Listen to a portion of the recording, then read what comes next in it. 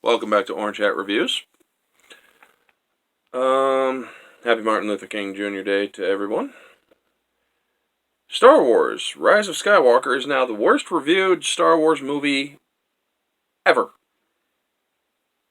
This comes from Forbes. And I gotta say, I actually did not expect this, but hey, a lot of people didn't like it because it made no sense. Anyway, let's get into this article. I wondered if this would end up actually happening with so many reviews already in, but it finally did. I've been tracking the Rotten Tomatoes score of Rise of Skywalker ever since it debuted below expectations, and surprisingly planted itself between The Phantom Menace and Attack of the Clones in terms of overall score.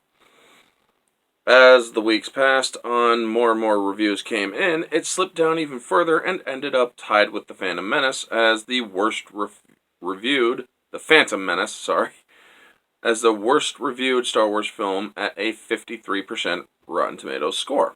However, just a couple more reviews have sent it over the edge, and at a 52%, it is now the worst reviewed Star Wars movie in history, including all three trilogies and the two sub-films.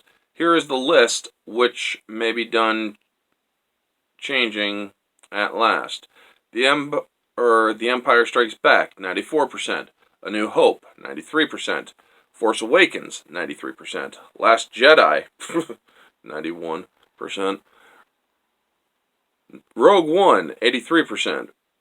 Return of the Jedi, 82%. Revenge of the Sith, 80%. Solo, 70%. Attack of the Clones, 65%. Phantom Menace, 53%. Rise of Skywalker, 52%. Whew! Again, this is just the critics' scores. Now I'm willing to bet that if you actually looked at the top critics' scores, it would be much lower. The audience score of the film has gone up by 1% and is wildly different than the critic score at an 86%. Still, for as much people claim to love the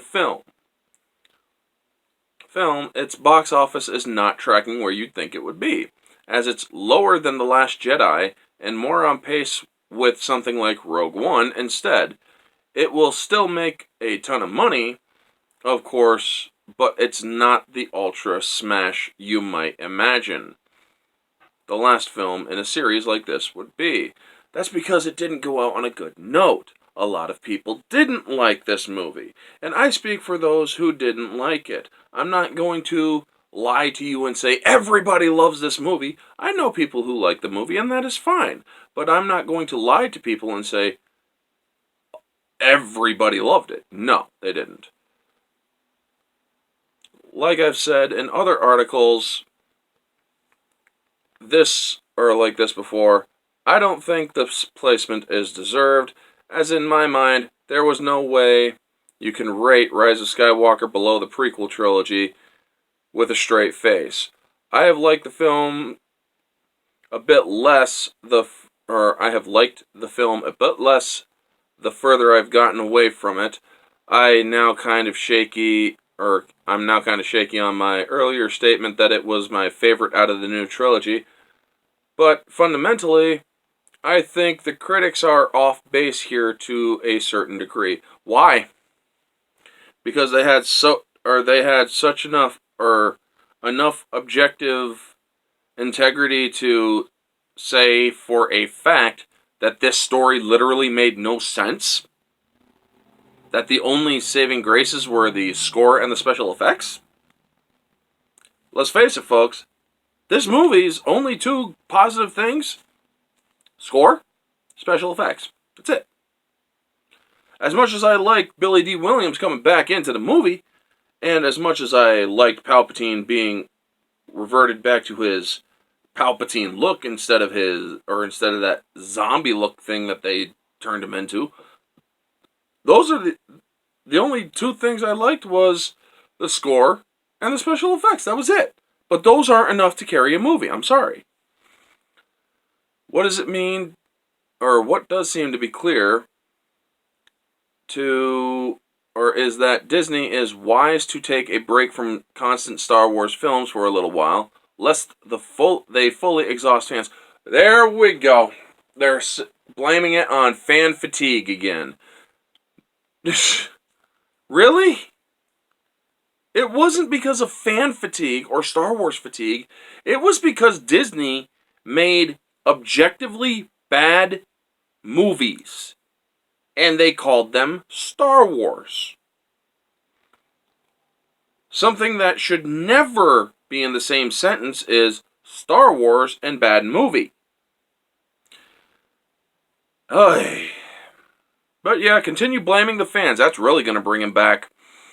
Disney Plus with experimental shows like The Mandalorian, Obi-Wan, and Cassian Andor series seems like a good place for a respite until the new films can be figured out.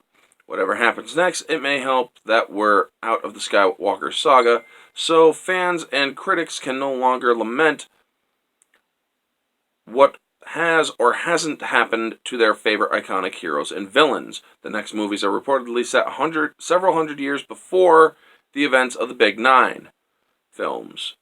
This is probably the legacy of Rise of Skywalker, the movie that critics hated, that fans thought was pretty okay, but ultimately was a somewhat messy end to a 9-film series for a variety of reasons. Rest in peace, Skywalkers, Solos, Vaders, and Palpatines. They're not resting peacefully, I can tell you that right now. They're actually turning in their graves, wishing to come out and tell Disney that they screwed with stuff that they shouldn't have. And I don't agree 100% with this article. I mean, saying that fans were exhausted because of movies or because of a bunch of frickin' Star Wars movies, that wouldn't have exhausted Star Wars fans. What pissed off fans was, you made bad movies. Anyway, folks, that is the video. You all know the drill. Like, comment, subscribe, share, all that jazz. Let me know down in the comments below what you all think of this. Do you think that the Forbes writer, whoever this person is, Paul Tassi, do you think that he's a senior contributor? Oh, nice. Do you think that he is right about the Skywalker, or Rise of Skywalker now being the worst reviewed? Or do you also think that there was, Star Wars exhaustion or Star Wars fatigue? Let me know all your thoughts down in the comments below. Remember, if you have a difference of opinion, be civil about it, and I will easily and very welcomely engage with you. Anyway, folks, this has been Orange Hat Reviews. Catch y'all on the next one.